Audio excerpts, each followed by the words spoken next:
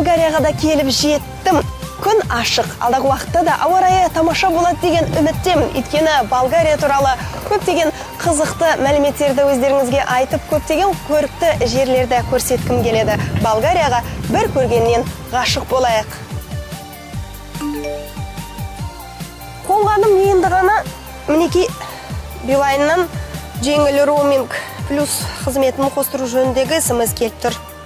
Сөйлесу минутына, SMS және мегабайтына небәрі 25 теңге. Бұл қызметі әлемнің 60 елінде қолжетімді. Так, қосу үшін не істеуіміз керек? Жұлдызша 120, жұлдызша 125, тор. Бәрі дайын. Кеттік ендеше. Бүгінгі бағдарламада көретіндеріңіз. Болгарлардың ұлттық тағамы перлинканы қалай әзірлейді? Сіздің де қолыңыздан келеді. Болгарияның ақ алтыны қай жерде өндіріледі және оның қандай шипалық қасиеттері бар? Балшықпен емделудің ағзаға қандай пайдасы бар? Жасыратыны жоқ, сіздерді қайдам, бірақ жеке басым Болгарияға емделу не сауығу үшін кетіп бара жатырмын деген адамды кездестірмедім. Десек те, Болгарияға барып қалған жағдайда бұрыннан бері мазалап жүрген жеріңіз болса, не сол жерде денсаулығыңыз жаратқан бетін аулақ қылсын сыр беріп жатса, бұл елде жақсы ем ала алмайсыз деген сөз емес. Осыны дәлелдеу үшін мен жалға көлік алдым да теңіз жағалауындағы шипажайларды аралауға кірістім. Айта кетейін, Болгарияда көлікті жалға алу қымбат емес екен. 6 евродан басталады. Бірақ бұл ең арзан түрі. Оған ұрынбаңыз. Себебі жолда не беріліс қорабы, не аккумуляторы істен шығуы мүмкін. Шамамен 20-30 евроға, яғни біздің ақшамызға шаққанда небәрі 4000-нан 6000 теңгеге тәулік бойы көлікпен жүре аласыз. Бүгінгі сапарым оңтайлы болу үшін неке көлікті жалға алып отырмын. Бағалары қолжетімді. Дәл қазір мен Бургас қаласының маңындағы көрікті жерлерді аралау үшін сапарға шықтым. Болгарияға келіп қонған сәттен бастап, бұл жердің ауасы ерекше таза екенін сезесін. Тынысыңыз ашылады. Оның себебі бұл ел өзінің ормандарын сақтай алыпты. Еуропа елдерінің ішінде Болгария ең жасыл мемлекеттердің ішіне кіреді екен. Таза ауа жұтудың өзі денсаулық үшін қаншалықты маңызды екенін артық айтпаса да болады.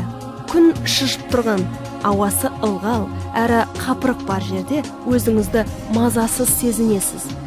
Бұл жердің ауасы теңізге жақын орналасқанына қарамастан керісінше құрғақ болып келеді. Күн қайнаса да сіз өзіңізді жақсы сезінесіз. Бүгінгі сапарым барысында мен ең алдымен Поморье қаласына соқтым. Кеңес одағы кезінде бұл қала Помарин деп аталатын тіс пастасының арқасында танымал болыпты. Помариннің пародонтоз секілді тіс ауруына пайдасы мол болған көрінеді. Сол паста осы жердің суының құрамындағы пайдалы минералдардан жасалыпты. Қалаға кіргеннен кейін көп ұзамай тұз музейі орналасқан. Жергілікті денсаулық сақтау саласымен танысуды музейден бастаған жөн. Неге екен, соңынан білетін боласыздар.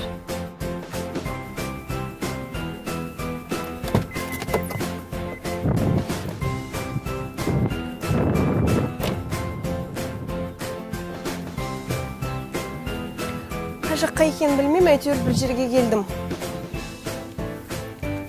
Адасып қалған сияқтымын. Сұрайын десем, жанында адамдар жоқ. Қай жүр деп еді?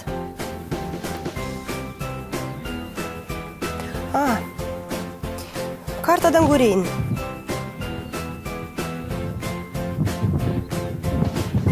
Тұз музейі осы екен ғой? Жеңіл роуминг плюс осы жолда көмегін тигізді.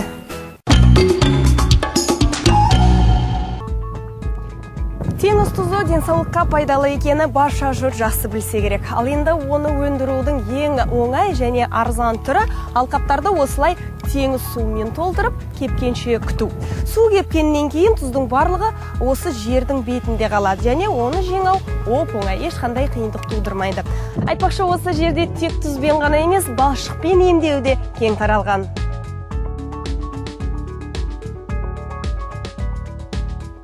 Зал біреу болғанымен, сыртқа шығып теңіз суынан қалай тұзды өндіретінімен танысуға болады. Музей Болгарияның 100 туристік маңызы бар нысандарының қатарына қосылған. Бұл жерде теңіз кішігірім көлге ұласады. Сол көлден бері қарай арналар арқылы алқапқа суды тартады екен.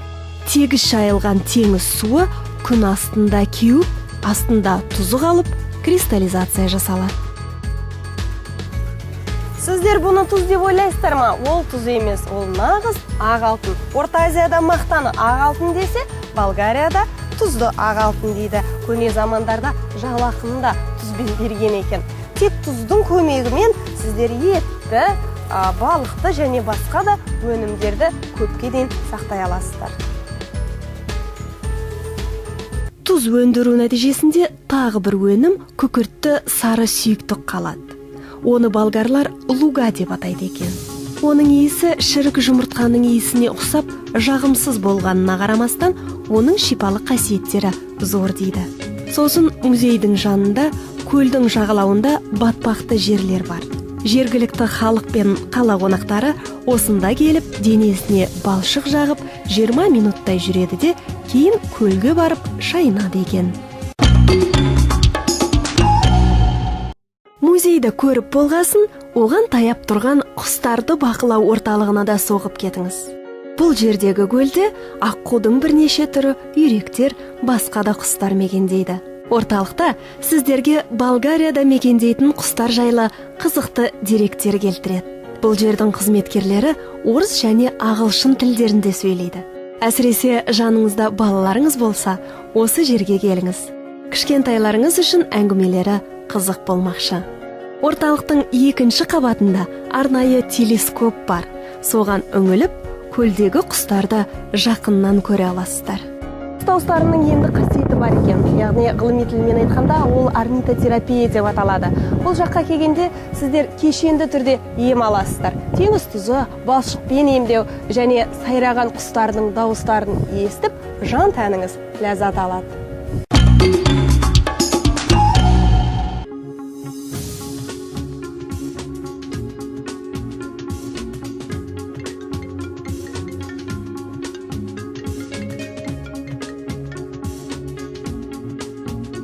Қаланың шетіндегі жотаның біреуінде жалғыз ағаш өсіп тұр екен. Соны көріп, жанында селфи жасаймын деп, алысқа кетіп қалғанымда байғамайда қалыппын. Биік жерде болсам да, телефоным керемет байланыс ұстап тұрғаны таң қалдырады.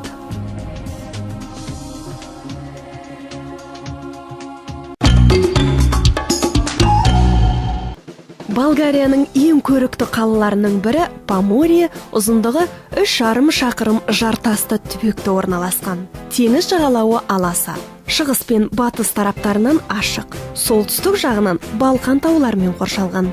Жағажайдың ұзындығы 7 шақырымға созылып жатыр. Жағалауы тегіс. Суға түссеңіз, аяқтарыңыз жұмсақ құмды басады. Және бұл жерде су асты суық ағыстар кездеспейді. Яғни суға түсуге қауіпсіз. Климатына келсек, ауасы жұмсақ. Жыл ішінде 2500 сағатқа жуық уақыт бойы күн шығып тұрады. Ал судың орташа температурасы шілдеде 24 градусқа дейін барады. Теңіз суы баяу суитындықтан, бұл жердің күзі ұзақ әрі жылы болады.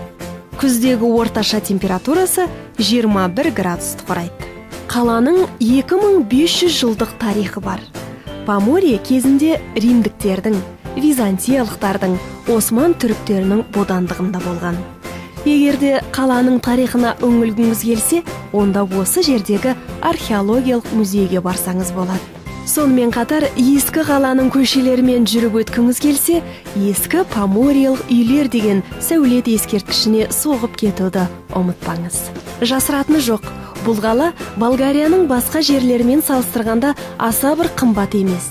Дүкеннен азық-түлік сатып алсаңыз да, немесе асханада отырып тамақ ішсеңіз де көп ақша жұмсамайсыздар. Осы уақытқа дейін мен туристерге арналған кафелерде тамақ іштім. Ол жақта бір адамға кешкі ас ішу шамамен 30-40 левге тең болады. Ал осы жолы мен болгарлардың өздері тамақ ішетін орынға тап болдым. Мінекей мен қуырылған тауықты, қуырылған картоп пен орам жапырақты алдым. Шаймен қосқанда бәрі 5 лев болды. Яғни ол теңгеге шаққанда небәрі 500 теңге. Мінекей осы жерде тамақ дайындап жатыр.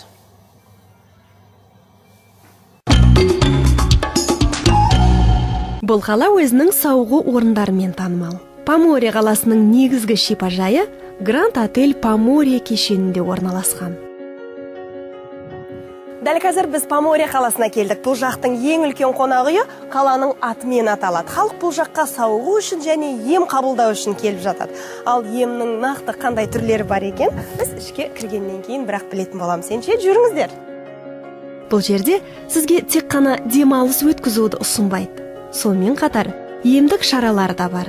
Медициналық техникасы мен жоғары білікті мамандар арқасында сіз өзіңізді сауықтырып, жасарғаныңызды байқайсыз.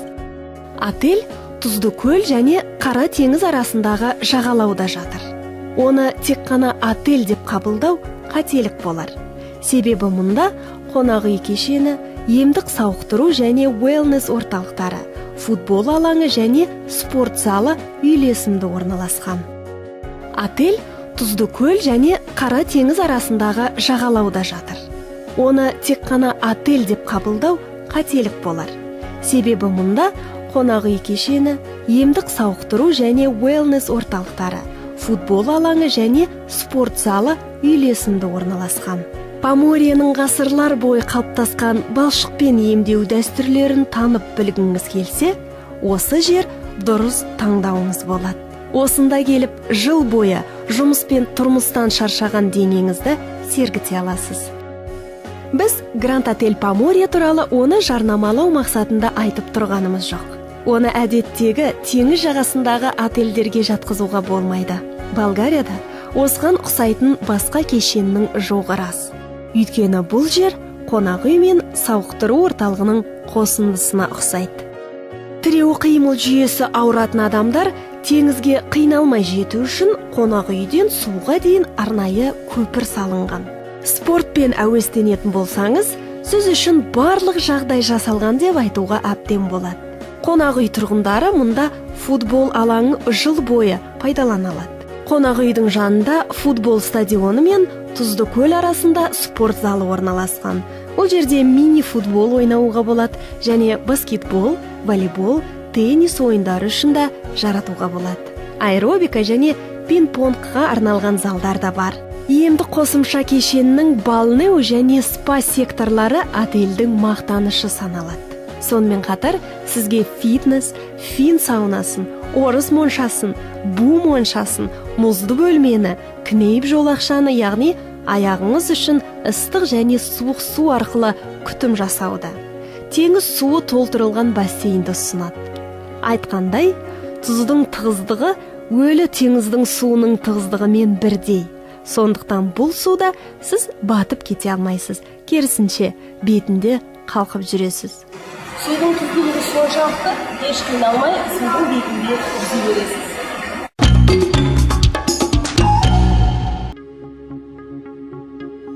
Емделу осы кабинеттен басталады. Яғни дәрігер әуелі тексеріп, қандай ауруларыңыз бар екенін анықтап, соған қатысты қажетті емдік шаралар белгілейді.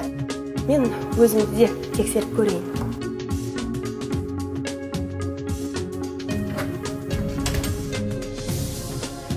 Сонымен қатар осында балшықпен емделуге болады. Балшық емін қабылдау үшін 18 жеке кабина және 2 VIP бөлме бар. Сол жерде ванна орнатылған. Осында қалып жатсаңыз, ең алдымен сіздің ағзаңызға толық диагностика жасайды. Содан кейін барып сізге ем тағайындайды. Жаңа айтып өткен қызмет түрлерінен бөлек, балшық аппликациясы, тұзды ванна, рапотерапия, фангопарафин, физиотерапия, ароматерапия сияқты емдік қызмет түрлері де көрсетіледі. Массаждың да түрлері бар. Ыстық вулкан тастары мен хош иісті майлар қолданып жасайтын массаж түрі, геотермальды терапия, аюрведалық массаж, лимфодренаж және тағы басқалары ұсынылады. Әйелдер де уақыттарын бекер өткізбейді. Бетіңізге күтім жасайтын және теріңізді жасартатын шаралар қарастырылған. Далада және ғимараттың ішінде бассейндер орналасқан. Ішкісінің суы ыстық болса, сырттағысынікі салқындау. Бірақ екеуінің арасы байланған. Ыстықтан шаршасаңыз, сыртқа жүзіп шыға аласыз. Денеңіз салқындай бастаса, ішке қайта өтіп кетуіңізге әбден болады. Балшықпен емдеу шараларына толығырақ тоқталатын болсақ, бұл отельдің мақтан тұтатын қызмет түрлерінің бірі екенін айта кетейін. Осында алыстан жол жүріп келгесін, оның шипалық қасиетін өз мысалымда тексеріп көрмей кеткенім дұрыс болмас деп, ешбір ойланбастан қап-қара сұйықтық толтырылған ваннаға жата салдым. Мұнай сатып байыған арабтардың әйелдері тура осылай кешке ванна қабылдайтын шығар. Ал негізінен емнің осы бір түрін қабылдаған кезде сөйлеудің өзі артық деп ойлаймын. Жай ем қабылдап тыныштықта жата бергім келеді. Гранд Отель Поморьеде балаларға көп көңіл бөлінген. Мәселен, сіз спа шараларын немесе массаж қабылдауға кіріп кетсеңіз, жаныңызда балаңыз болса, оны арнайы балалар бөлмесіне қалдырып кете аласыз. Бұл жерде олар әртүрлі қызық ойындарға беріліп, шығармашылықпен айналысып, уақытын қызық өткізе алады. Осымен Гранд Отель Поморьемен таныстыру мәресіне жетті. Мен келесі нысанға аттандым. Балчик қаласында бар болғаны 11 мыңға жуық адам тұрады екен. Ол Поморьеге жақын орналасқан. Балчикке кіре бергенде жергілікті үйлердің шатырлары бірде қызғылт сары түсті екенін бірден байқайсың. Қала үлкен болмағандықтан көшелері тар, бірақ ыңғайлы.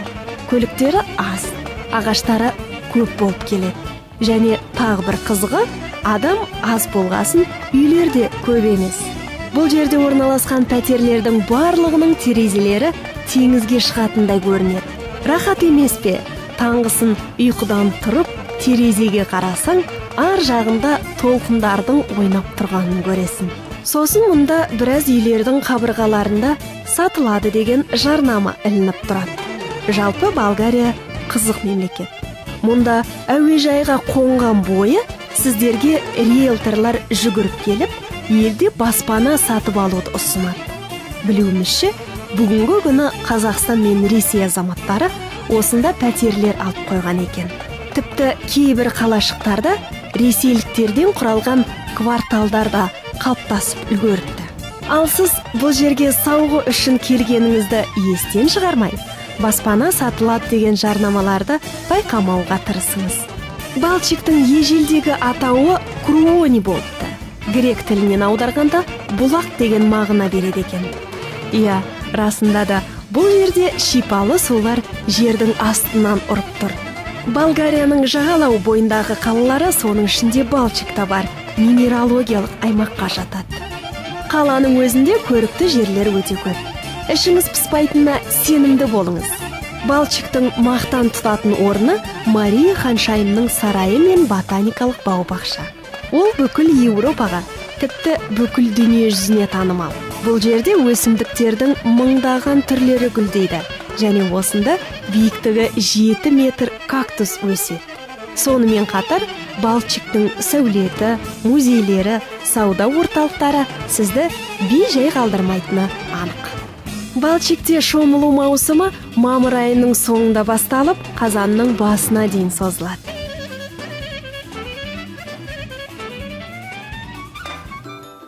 Здравствуйте. Здравейте. Дайте мне, моля, гондола доброжданка. То вкусно ли? Labai вкусно. Рахмет. Қуқасы жоқ. Емдік шаралардан кейін қарным ашып қалғаны рас. Олай болса, болгар тағамдарының дәмін татып көрейік. Кашкавал, гби. Бүгін мен осы әдемі жерде теңіздің жағасында түскі ас ішем. Тамаққа тапсырыс берейін десем, бәрі болгарша жазылған. Сондықтан да дәл қазір Google-ды ашып, сөздердің аудармасын қарауға тура келіп тұр. Билайнның жеңіл роуминг плюс қызметі бар болғаны қандай жақсы. Дәл қазір сөздердің аудармасын еш қиындықсыз қараймын. Гби. Гби деген не? Саңырауқұлақ екен. Ал кашкавал деген сөздің баламасы қандай? Сыр екен. Може ли? Ако обичате? Балчикте Болгарияның басқа қалаларындағыдай секілді раушан гүлі көрінген жерде өсе береді.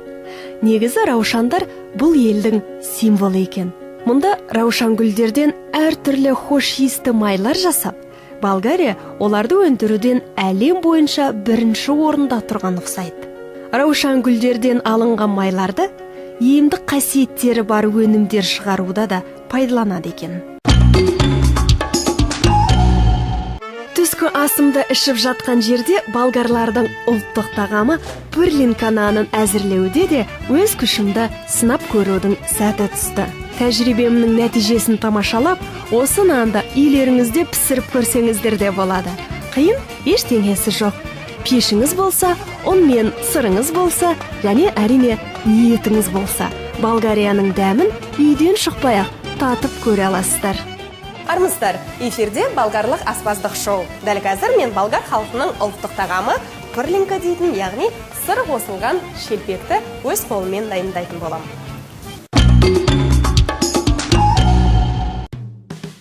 Үйде шайынғын келсе, ыстық су болмай қалса күйінесің. Мен дәл қазір ыстық суды ешқашан өшірмейтін жерде отырмын. Алайда мұндай ванна ешбір үйге сыймас. Балчик қаласынан 4 шақырым қашықтықта Тузлата деген жер бар. Онда шипалы балшықтан және ыстық судан тұратын 2 көл орналасқан. Бұл жер баяғы замандардан белгілі, сулы жерде орналасқан. Осында көптеген туристерді алып келеді. Сонымен, менің Болгариядағы шипажайлар мен сауығу орталықтарына сапарым өз мәресіне келіп жетті. Әлемнің түпкір-түпкіріне жеңіл роуминг плюс қызметімен саяхат жасаңыздар. Осы бағдарламада біз сіздерге Болгарияда таралған емнің түр-түрін көрсеттік. Алайда табиғаттың құдіреті ең басты емші екенін естен шығармаңыздар. Осындай сұлу көріністерді тамашалап, ойыңыз да шайдай ашылады. Жақсыны ойлайық, аман болайық.